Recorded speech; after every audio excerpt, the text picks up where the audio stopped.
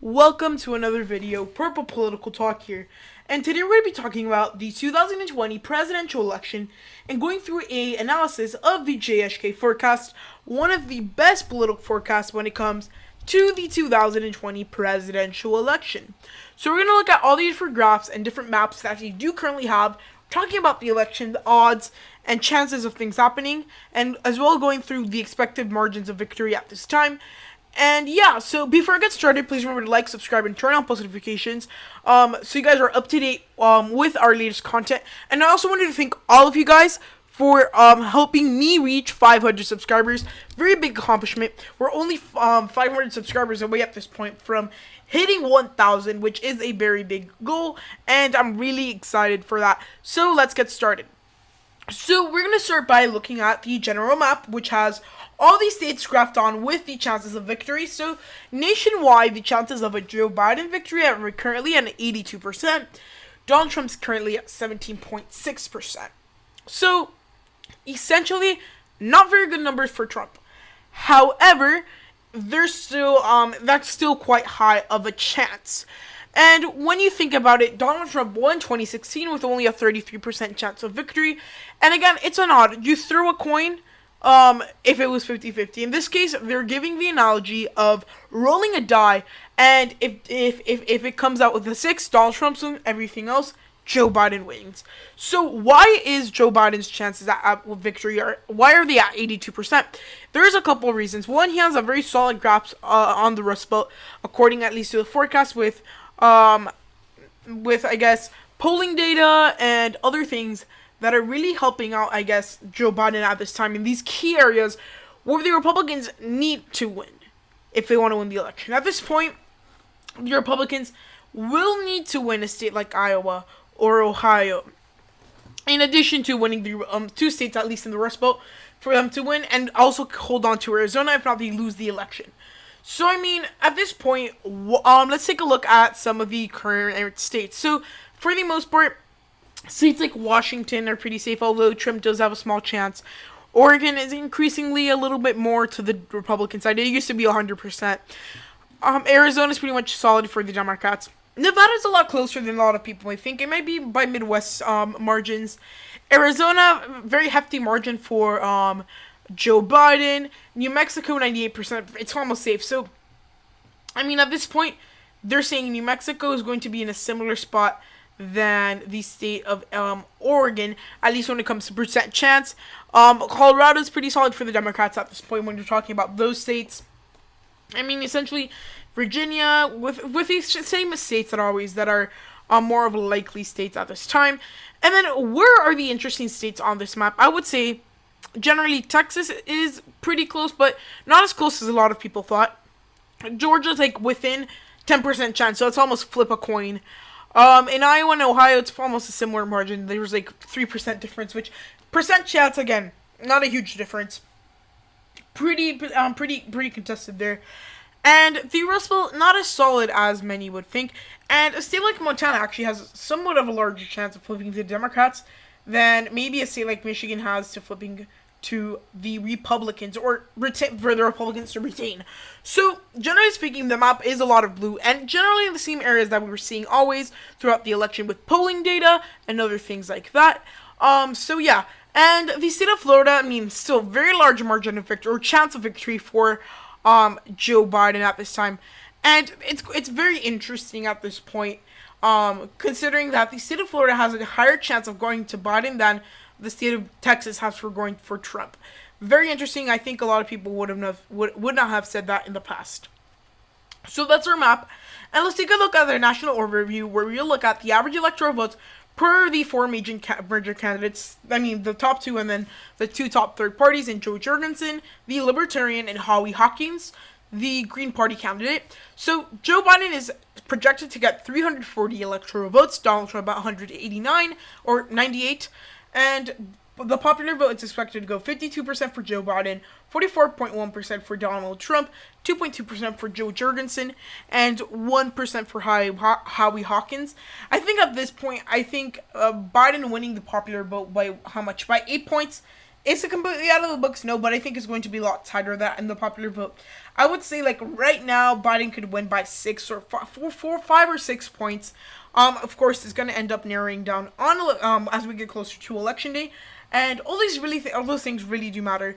Judge Jefferson, Howard Hucking's 2.2%, 1%, pretty self-explanatory. Whatever small baskets of votes they could get in each state will total up to at least like a 1% vote in the nationwide tally. So that would be about 1 million votes, I would say, for Joe Jorgensen, and 500,000 for, or no, I'm actually 1 million votes for Howie Hawkins and around 2 million votes for Joe Jorgensen. So it's going to be interesting to see. Let's take a look at the odds for the White House.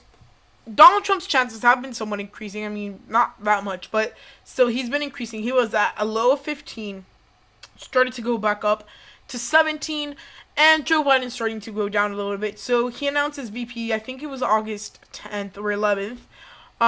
He was like at 84%. Now he's dropping somewhat. And I think, honestly, we can all see that the biggest effect for Trump in this election was Black Lives Matter. He was doing consistently because of COVID-19. Then he had his first COVID-19 drop right after he couldn't keep the Easter promise where he was going to try to take away the virus. And then after that was the death of George Floyd around here, where he was still going down. But then he went from having about a 33% chance, same chance that he had at the end of the election in 2016, to having an abysmal 19% chance, which dropped to a low point of 15% August 10th, which then started to increase. And again, very tough campaign for Donald Trump. And, I think a lot of these things are going to start coming up for Trump again after we have the conventions. Biden's going to skyrocket after the convention. I mean, but not that much, because I think at this point there's nowhere else to skyrocket. He can only go down, I think, at this point. However, Donald Trump will come up and catch up, I would say, a little bit. I think he might get to the point where he was maybe by Election Day, by the point where he was in, like, mid-May.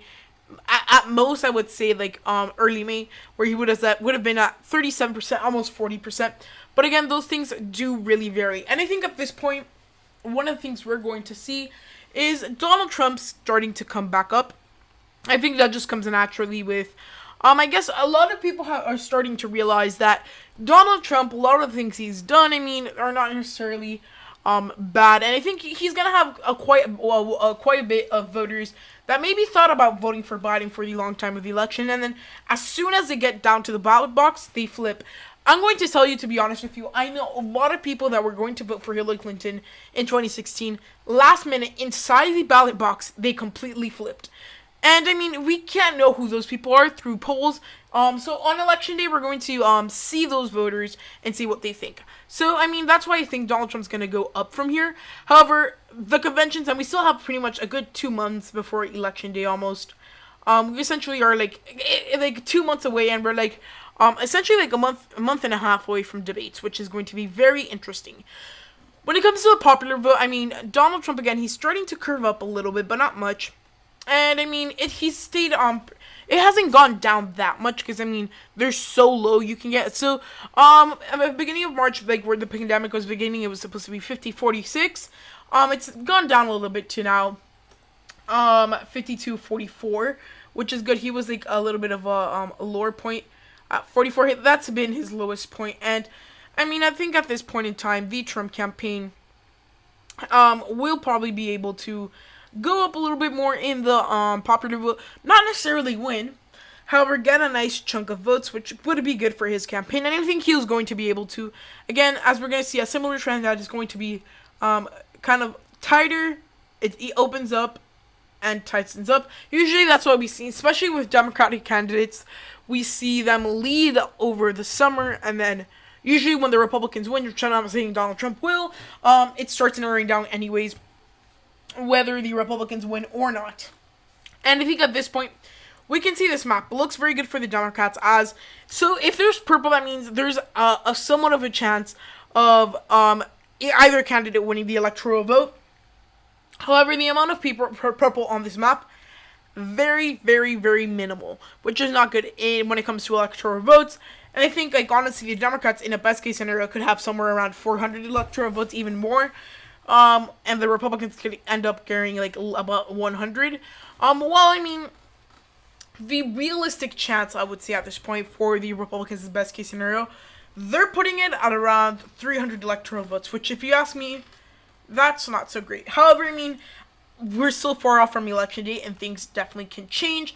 So this map shows the states that each person is leading in and how much you're worth. So Trump is leading in Georgia by 0.6%, Iowa plus 0.6%, Ohio plus 1.3%, Texas by 3.1%. Very, very big for the Republican Party here, that they've taken back the lead. Again, 3.1% is ridiculously close. I think too close to comfort for the Republicans, but it's better than losing it by like 1%. Well, the Democrats have your sweet states like Maine's congressional district by 1%, North Carolina plus 1.7, Nebraska's plus 2.2, Arizona plus 2.5. It's by Florida plus 4.6. Similar margin to how George W. Bush won, and Wisconsin will be the state that puts him over the top, plus 6. I think, honestly, we've seen the state of Florida narrow down a little bit. Let's check. If I'm correct, she was leading there by somewhat of a larger margin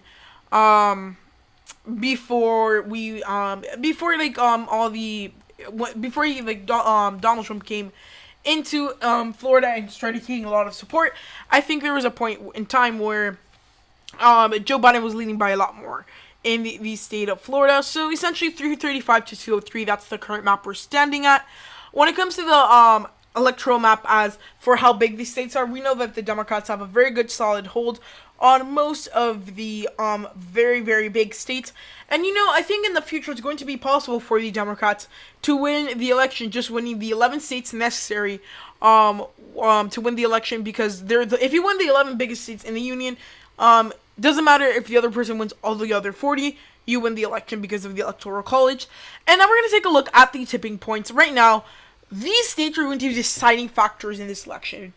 Donald Trump can only win the White House if he carries Florida. If Donald Trump does not carry Florida, it's going to be very hard for him. Pennsylvania, Michigan, and Wisconsin, again, very big tipping points. So this is how big of an impact they're going to have in the election out of 100%. Of course, 50 states. So having 23% is very decisive, which gives a lot more power to the voters in the state of Florida than in a solid red state or blue state. Again, simply because it is a swing state and it decides who wins the election. So right now, Florida's plus 4.6, and honestly, the Republican Party, they're either going to have to collect a lot of these states that are going blue right now, or they're going to have to kind of ransack all these different states and win by a more comfortable margin. Although, they're going to have to rethink their strategy, because, I mean, with Trump's old campaign manager, I think they were doing pretty bad. But I think, honestly, since they got a new campaign manager, Trump's campaign has steadily been going up a little bit in certain ways. And I think, honestly, Donald Trump's downward trend has kind of stopped. And I think that should be good for his campaign, as he should have a little bit more time, especially after the RNC, to start getting up in the leads. And I think, honestly, at this point, Joe Biden's campaign just has to not make any waves. And I think if they can make Donald Trump talk a lot on Twitter, things like that, and say things that are incorrect, that might be like that might be just taking Trump out of the election by himself. They wouldn't have to fight too much, because I know the time that debates come, Biden is going to struggle. He's going to get kind of beaten by Trump, I would say. Not because again, Joe Biden's amazing at delivering pre-recorded, pre-filmed, pre-written speeches. Well, Donald Trump, I would say, is the king of impromptu in politics. So I think, honestly, the impromptu questions like, oh, you did this, oh, you did that, all those parts of the debates, Joe Biden is going to struggle a lot. And I think some Americans will notice that. Who knows how the election will turn out? And I mean, the general sentiment right now is against Trump, but then there's also a lot of voters who are supporting Trump. So it's going to be interesting to see. And this election will essentially be decided by the American voters, especially in the Midwest and Florida, North Carolina, and Arizona. These are going to be deciding factors. So if you're a voter in one of those states, make your decisions and make them early and make the right choice. So, guys, I hope you enjoyed the video. If so, please give it a huge thumbs up, like, subscribe, and turn on post notifications to get notified when I post my next video. Hope you enjoyed the video, and goodbye.